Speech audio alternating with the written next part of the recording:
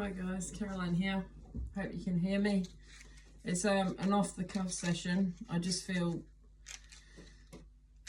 it's just like going to a video. No idea what's going to come out. But I think it's definitely a clearing. So I don't know what you've been going through. I know I've been going through a lot over the last few months, just to put it mildly. I'm just going to cleanse this space right now and bring in only that which is for our highest and best good, which is for your highest and best good is always for others' highest and best good. Take a big deep breath in and release. Take a big deep breath in.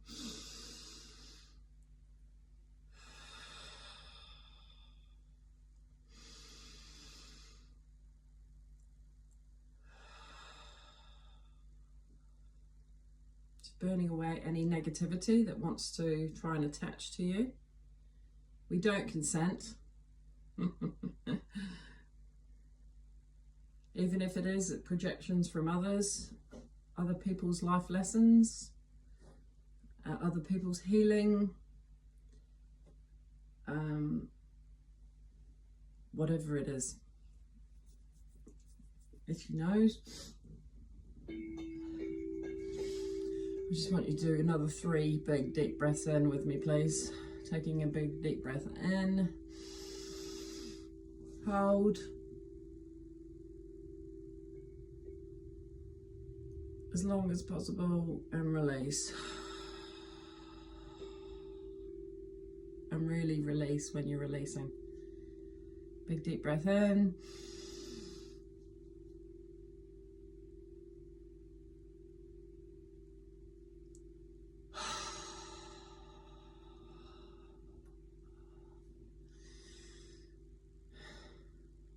And another big deep breath in.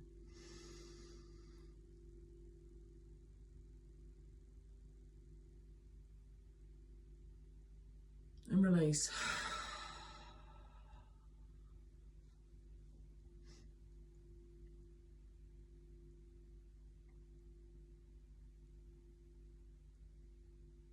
You know, one thing about my journey, it has definitely opened me up to different archetypes. And the feminine archetype has clearly been put to the side, shunned. The feminine archetype is very much a bee. She is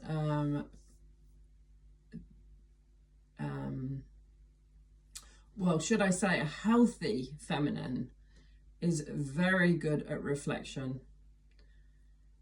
She is very good at going within. She is very good at self-reflection. She's very good at seeing patterns within behaviors of relationships. She is able to discern the spirits of others, and she is able to pinpoint the energetics of people's actions and reactions. Now, a beneficial feminine, a feminine, a divine feminine has earned her stripes. She has ascended into higher realms of consciousness. How has she done this? With the life lessons that she has endured, she has always had that self-reflection, and she has learnt from her mistakes.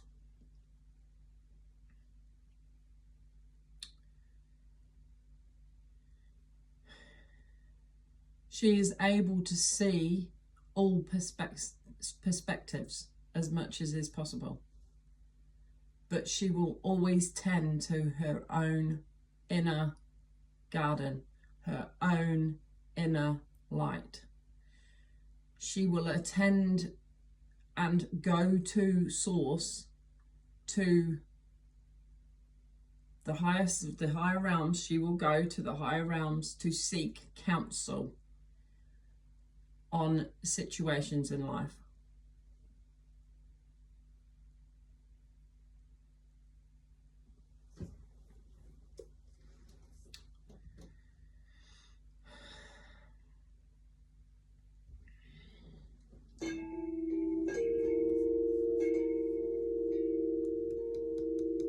She was able to discern with calling on ancestors, the Council of Light,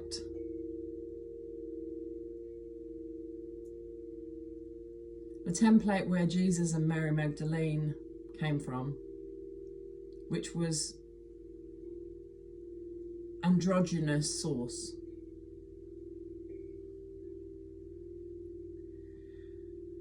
See, I'm just getting a phone call, but I'm just going to ignore it.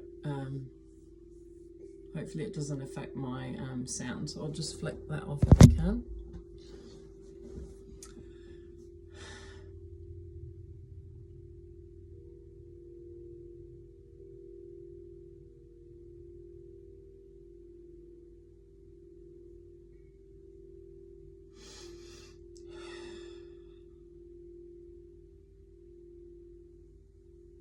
She calls on the help of the higher realms to discern, spiritually discern, not self-discern, spiritually discern the thoughts and intents of other people around her, and also her own thoughts and intents,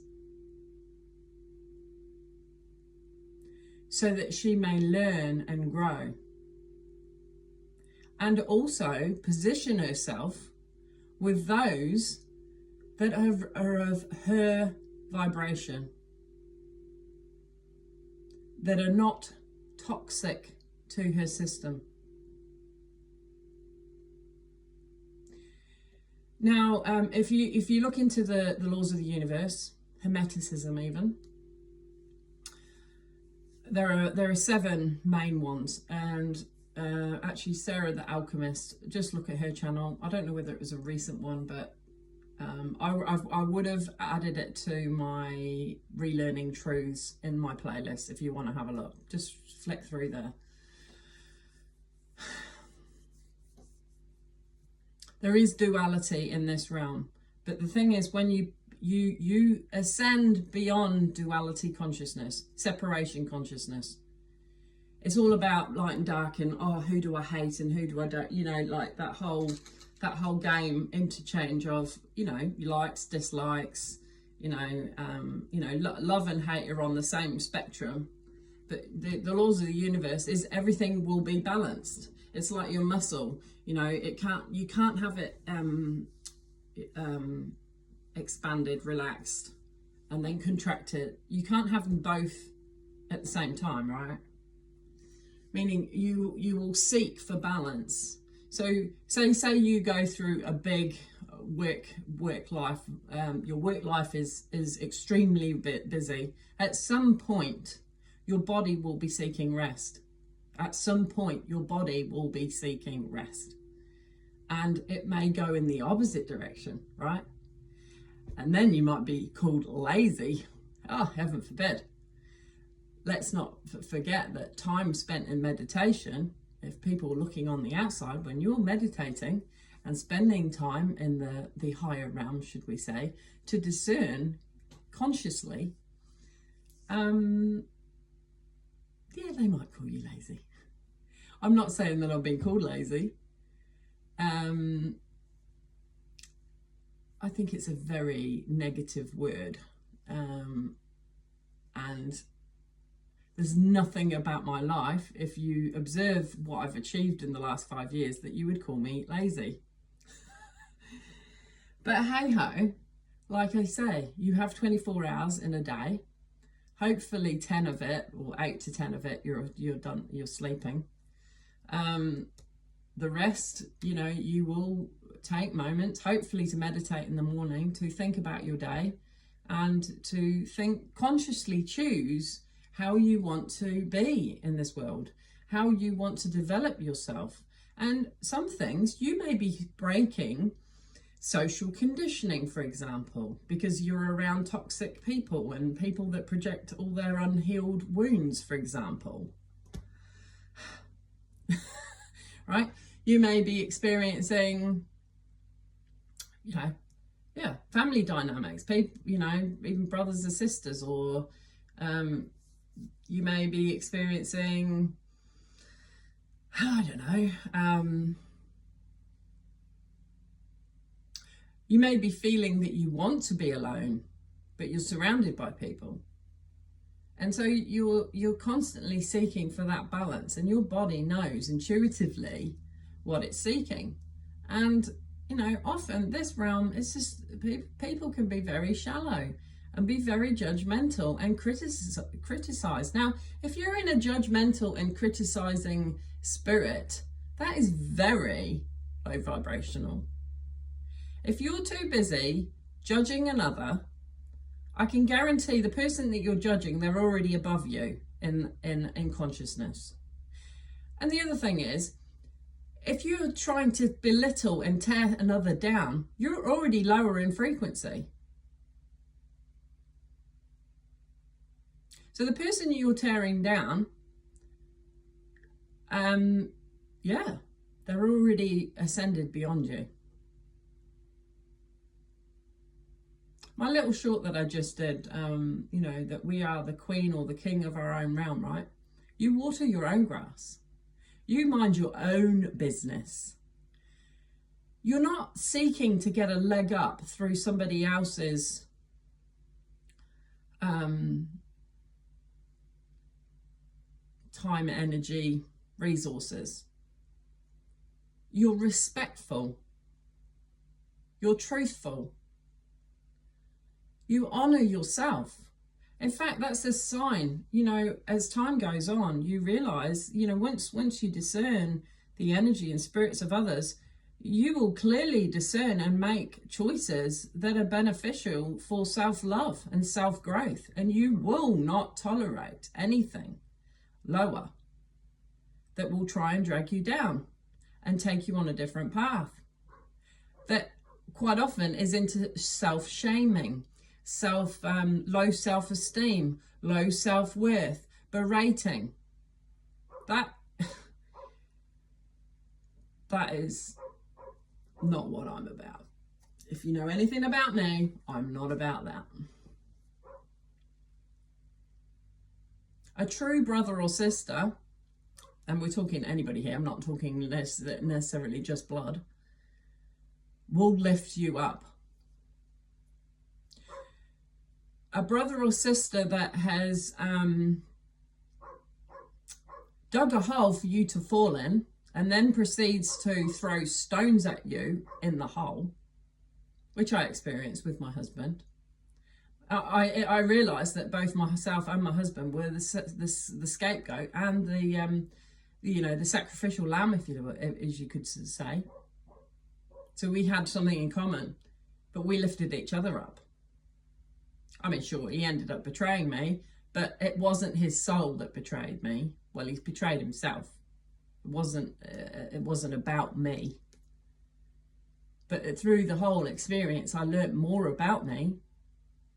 I was very much a Christian mindset, go to church, go on a Sunday and then go to a meeting on a Sunday night and then go to a Wednesday night. I was exhausted with it, to be honest.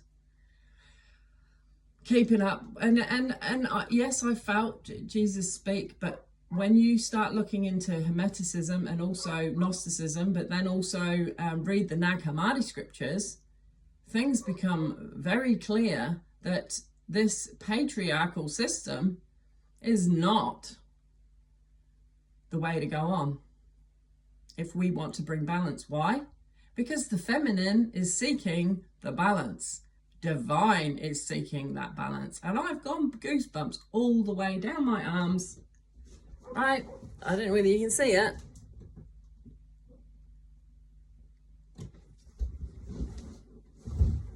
When truth is spoken, it has a physiological effect on your body. And that's the truth. From my experience. But hey, I'm only speaking from my experience. I'm authentic because I'm me. Au naturel. What you see is what you get.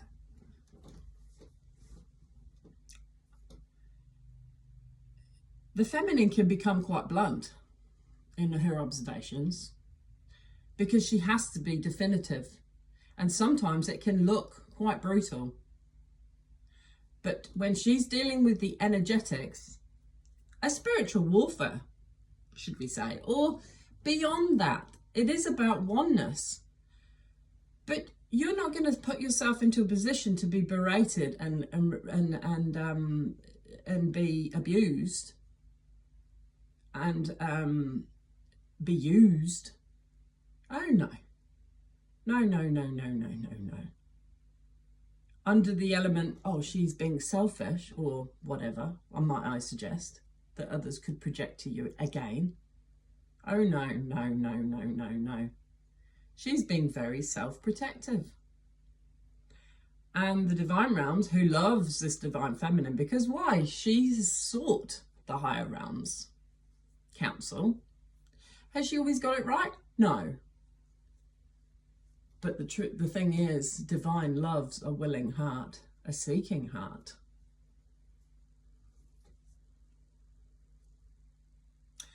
Our level of consciousness saves ourselves. It is the Christ within, not without. Within. I will write it on the table of thine heart. But you've got to remember, some of those stories in the Bible, they've been all... there's been a diverter of truth. And when I don't know that I like the term God, because I go, well, when you read the Nag Hammadi scriptures, which God are you serving? Sure, most people think, oh yeah, no, I'm talking about the God where Jesus and Mary Magdalene comes from. But that's not the Old Testament God.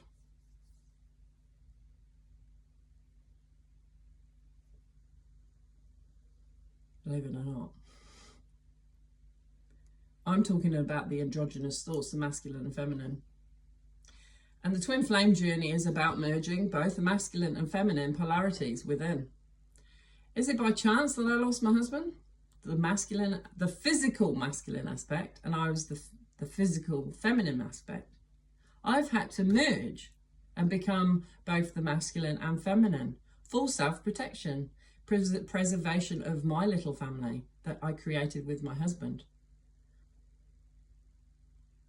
And my twin has been, has taken efforts in the physical realm to support me with my children. In fact, we both have looked after each other's children.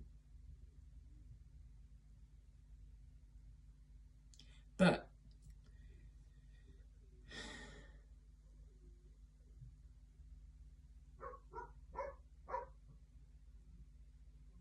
anyway, so these divine feminine archetypes, like I've looked into quite a few. I've had Isis.